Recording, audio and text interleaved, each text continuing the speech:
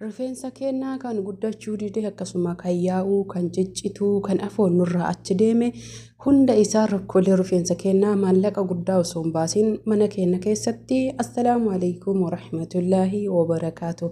Ashama harka fuunee Oromoo koo guutuu jirra jirtu amantiif kutaan osoo waliin qoodin gaafilee namoota hedduu yookiin namootyyuu karaa salphaa ta'eef haala salphaa ta'een akkamitti mana keenya keessatti dibata rifeensa keenyaa maallaqa guddaa malee qopheeffannaa yookiin dhiyeeffannaa kan jettanii fi asitti kan argitan baala fooniiti. Hordoftoota fi kabajamtoota kiyyaa Roozmeeriin biyya keenya keessatti sirriitti kan beekamuu fi akkasuma urgooyituu fi yookiin mi'ooyituu adda addaa wajjin kan tumamuudha. Akka barbaree foon wajjin dalagamuu fi namoonni foon illee sirriitti hin beekne barbareetti yeroo hunda kan dabalanii fi akkasuma mootuyyuu urgooyituu yookiin ammotuyyuu qimaaf qimamii hundatti kan qopheeffatanidha.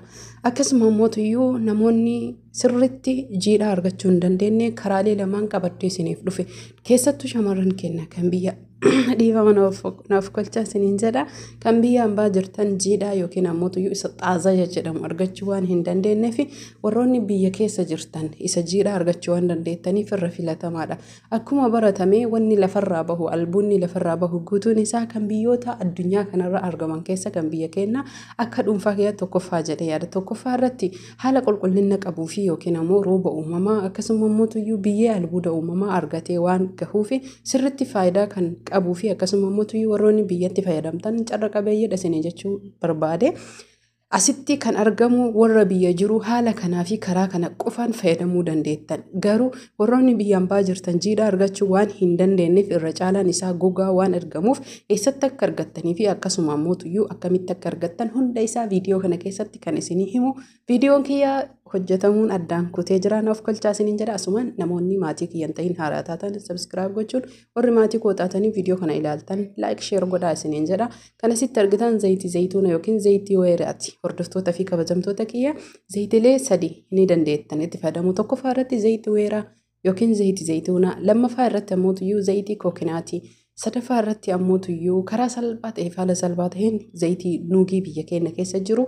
Kana akkuma asitti argitan saanii burcuqqoo yookiin ammotuyyuu shaklaa irraa uumametti naquudhaan akkasuma immoo warroonni biyya alaa jirtanillee saanii gizaazaa jechuu barbaadeeti. Hordoftoota fi kabajamtoota kiyyaa distii bishaan oowwisnee bishaan danfaa yookiin ammoo distii ibiddarra keennee yoo inni oo'e jedhee saanii kana fuunee irra keenna jechuudha.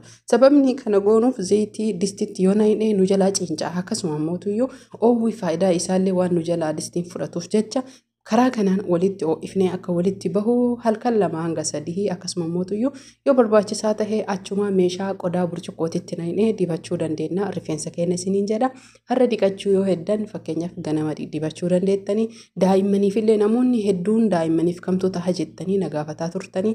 Daa'imman keessaniif ni taha, guddaaf ni taha, namuma hundaafuyyuu ni ta'a isiniin jedha. Asumaan laayik gochuu hin dagatinaa. Viidiyoon kun waan viidiyoon na jalaa ture ilaalamaa hin jirreef jecha akka viidiyoon kiyya namoota hedduu gahu inshaallahu ta'ala yeroo gabaabaa keessatti viidiyoolee itti deebi'ee sirriitti kan isiniif hojjedhuudha. Ni yaala fedhii rabbii tokkichaatiin isinis sammuu na gargaaruu hin dagatinaa isiniin jedha. Hordoftoota fi kabajamtoota kiyyaa guyyaa 2 booda haala kanaan dhimbiibna jechuudha. Zayitiin kun hagam tura yeroo baay'ee kan namni na gaafatu hanga ji'a 2 ji'a 3 illee turuu danda'a. Garuu isin guyyaa 2 10 hojjetachuu dandeettanii. Kana jechuun ji'a keessatti yeroo 2 hojjetachuu dandeettanii. Zayitii bittan kana xiqqeessitanii addaan qooddanii waan guyyaa 10 yookiin guyyaa 15 kana jechuun waan guyyaa 7 hojjetattanii achi booda immoo torbaan keessatti al 2 yookiin al 3 dibattanii rifeensa keessan dhiqachuu ni dandeettan jechuudha. Shaampoon rifeensa keessaniif amma jijjiirinaa shaampoo dhaabbataa ta'e yoo xiqqaate waggaa tokko fayyadama. Bu'aa isaa ilaalaa jijjiirinaa har'as namoonni hedduun jechuu ijoolleen hedduu akkasnaan jedha. Shaampoo inuma bitaa adada hiriyoonni kee suuraa na erganii inuma bitaa yoo xiqqaate shaampoo 7-8 bitaa jedhan bu'aan qabu akkasii bituun keessa kamtu na fayyadee kamtu na fayyadne osoo isinillee fayyaduu baate itti obsaa. Hanga rifeensi keessan baratutti rifeensi keenya ifaajee fi dadhabbii guddaa waan barbaaduuf keessattuu rifeensi Afrikaa hundi keessan itti obsitanii akka rifeensi keessan deebi'u yoo barbaadan obsa isin barbaachisa. Hirriba gahaa isin barbaachisa. Hayyee shamarran keenya kan biyya Arabaa jirtan yookiin biyyoota hunda keessa faffacaatan akkamitti akka fayyadamtan asitti ilaala. Roozmeerii kana axxaaraa yookiin mana qorsa aadaa akkasuma mootuyyuu mana suupparmaarkeettii irraa ni argattan waan ta'eef isa kana bitattanii gogaa isaa kana akkuma asitti argitan kanatti qurunfudii goyduullee bitattanii jechuudha. Kana jechuun jiidhatti qurunfudii godhuu hin danda'u warri jettan ni dandeettan. Sababbiin asitti qurunfudii itti godhee fi jiidhaan reefii sun ka biyya keenyaa albuuda addaa qaba jechuun faayidaan isaa hedduu bareedaadha. Kuni gogaan hanga takka faayidaan isaa faayidaan qabu osoo hin tahin qurunfudiilleen akkuma isin beektan rifeensa dheeressuu, forforii balleessuu fi buqqee rifeensa keenyaa qulqulleessuu irratti gahee guddaa kan qabudha.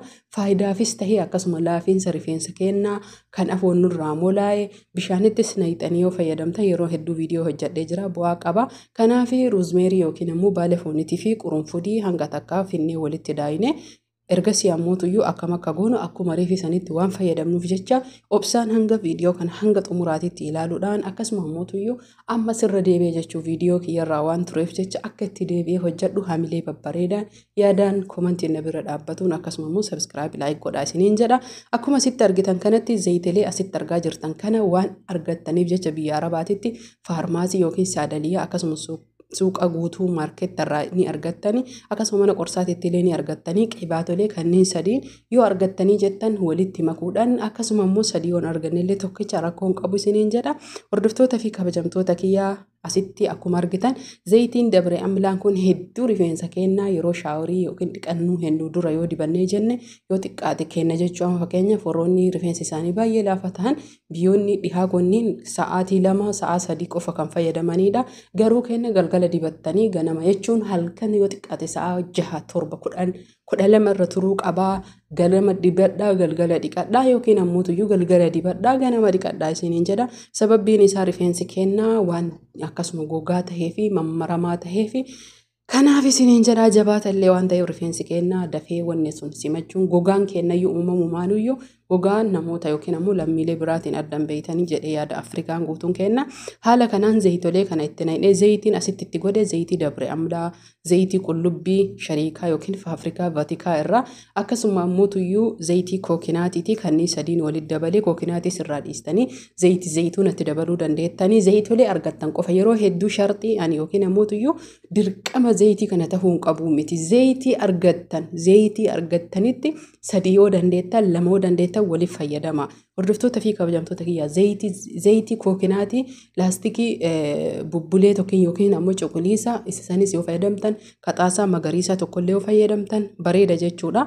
Isa kanniin walitti dabaltanii erga walii oo'iftanii jedhee odoo sirriitti hoomachaa hin danfi yoo inni walii oo'ee jedhe guyyaa lamaa keessa bulchitanii carqiin yookiin shaashiin haala kanaan dhimbiibdan jechuudha. Karaalee lamaaniyyuu isin hojjedhe sababni carqii yookiin shaashiin dhimbiibdanii fi kaddaayine kun yookiin kan bullaa'e sirriitti waan dhama qabuuf akka argitanii dhimbiibamee dhugaan dhugatti addaan nu bahuu fi cuunfinee dhimbiibnee booda sanii ammoo meeshaalee ittiin dibannu amma wanni karaa kanaan isiniif fideef viidiyoo kana biyyoota alaa warri jirtan ni argattan jechuu. Meeshaan kun yeroo dheeraa teettanii maasaaja godhuu rifeensa keessan waan hin dandeenyeef meeshicha kana rakasa jechuu baay'ee widdiillee miti. Laastikiin kun erga zayitii keessanitti naqattanii jettanii haaluma salphaa taheen itti qadaaddanii zayitii kana akka maasaajatitti akka filaa waan ilkaan qabuuf keessa seensiftanii rifeensa keessan akka maasaajatitti ittiin dibuu dandeettanii. Haala kanaan fayyadamaa kanallee karaan ittiin fayyadamtan galgala dibattanii ganama dhiqachuu yoo barbaaddan ganama dibattanii galgala dhiqachuudha. Asumaan turtii gaarii holaa buraa daa'imaa fi guddaafillee jaarsaafillee jaartiifillee ta'a hundaafiyyuu dhiirarraa caccabuufillee ta'a dubartii qofaaf miti. Sabskiraayib laayik gochuun hin dagatina.